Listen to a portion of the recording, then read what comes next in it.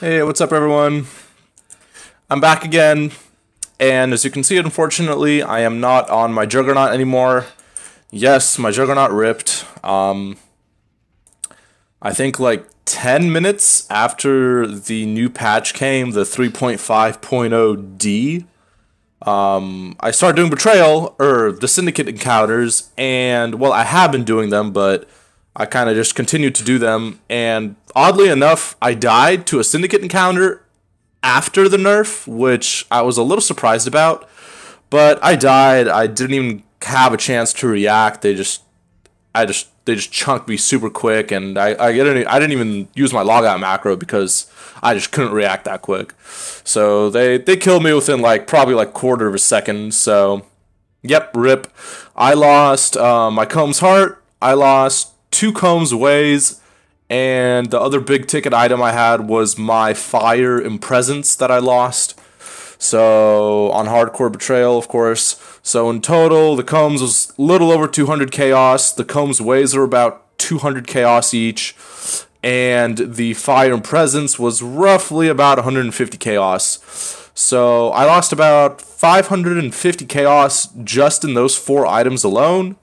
Obviously not including the rest of the stuff, not including all my rare gear, my jewels, stuff like that, my flasks. So in all, I probably lost a good 650 to 700 chaos of gear, which kind of sucked, but you know, I'm back again, restarted, made a new guy. I am now back to a Necromancer again, level 78 right now, so still pretty early on. My beast crafting RNG has been bonkers this league. So first I got the beast crafted combs, which I sold for 200 chaos, which is how I bought my 2 Combs Ways. And then I think the next day I beast crafted this staff. Out of all the shitty unique staffs there are in this game, this was probably the one good staff, maybe other than Hegemony's Era. And of course I got it. So I think this staff right now is going for 200 chaos or something on Betrayal Hardcore, which is pretty insane. Let me check, actually, I'm quite curious. 180 chaos right now, 180, 195. So yeah, pretty expensive item. This item is relatively new for anyone that's not really aware of this item. Its main effect is it triggers level 20 Summon Phantasm when you consume a corpse. And that is pretty powerful. This item essentially kind of works like Nigamahu's Flame, so it has a built-in skill, and you don't need to link it, again, kind of like Nigamahu's Flame, Whispering Eyes, things like that. So I am using a bunch of different skills to just boost up the damage, more projectiles. The main way these phantasms attack is with a physical-based projectile, so obviously running GMP. You may ask why I am using Summon Phantasm on kill support when I already have a trigger level 20 Summon Phantasm skill. And the reason for that is there's an interesting mechanic where this can have up to 10 Phantasms stacks with the trigger level 20 Summon Phantasm skill. So if I didn't have this gem, I would only be able to summon up to 10 Phantasms.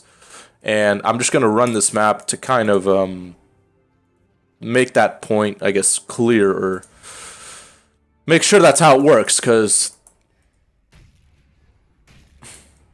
yeah, so see, I can only have up to 10. I keep consuming corpses, and I can't get any more than 10. However, if I use the Summon Phantasm skill, I can now reach up to 20. So that's essentially the main point of this support gem. It's essentially just to increase the maximum amount. Other than that, this build just runs pretty standard rares, nothing really too interesting. I'm using a Stone of Lazwar. I found this to be a pretty common trend with the other builds that I looked at that run this staff and run this build. Essentially, picking up all this staff block here and Whirling Barrier to have a pretty decent amount of block, innate block, and if I pop my roomies, it goes up to about 50-40, which is pretty good for not wearing a shield. So not too bad there. That's kind of one of the defensive mechanisms of this build. Other than that, some other unusual things are I am going Bloodmagic. This is also a pretty common trend that I saw with many of these builds. Alternatively, you can also use Mind Over Matter. However, I just decided to go with Bloodmagic because I haven't done Bloodmagic in a while, and who doesn't love a 10,000 life Necromancer? At some point, I'm going to drop this tabula and get another Combs once I can afford it. If I was to have a Combs right now, I would actually nearly be at 7k life. So that's pretty insane, considering only level 78 and Necromancer. Once I get to about level 90, this build should run a good like 9 to 9.5k life, which is absolutely crazy. Eventually, I'm going to path up to Heart of the Warrior, life here. I'm going to get this jewel too, and eventually I'm going to replace these 2 jewels with 2 Might of the Meeks, and that's going to give some crazy bonuses to this life here, and also help with resists, skill duration. Obviously, I'm going to have to drop Grave Pact and Potency of Will because those won't work. But the build is going to be quite good end game. Quite a good amount of survivability. The other great thing about the staff is it gives you pretty much a flat 5% life regen all the time. And you may ask, how is it all the time if it's only recently? Well, this build really functions to consume corpses essentially whenever possible. The other way I do that is by wearing Bubonic Trail. This level 20 Deathwalk, actually, when you destroy a corpse, it actually counts as consuming a corpse. So doing that will actually trigger my Summon Phantasm and also trigger that level, or that 5% life regen. So it's quite nice. The build has a pretty passive play style. I don't really actually have to do much. Essentially, I just have to run around and not die. Pretty much my main goals now is it's a pretty easy build to play. There's really not much to it. You just want to ensure that you can continue consuming corpses, and these projectiles do quite a lot of damage. So it's so far, the single target has been pretty impressive as well. I'm still trying not to do too much Syndicate right now, just because I'm not too comfortable with only 5k life. But as you can see, it's just tearing through everything, so it's pretty good. The leveling was also pretty streamlined, pretty simple. Essentially, before level 62 was when you could use the staff.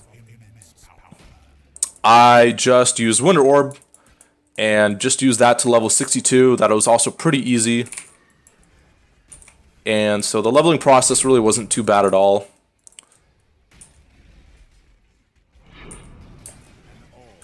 Still curious as to how it'll scale late game. That's obviously a question that a lot of early builds will have. Hopefully this one will be okay, especially given all the defense. And that's pretty much a canyon map right there. Obviously missed some packs back here. Use this phase run too. It's actually not super socket starved, I found, as other Necromancer builds.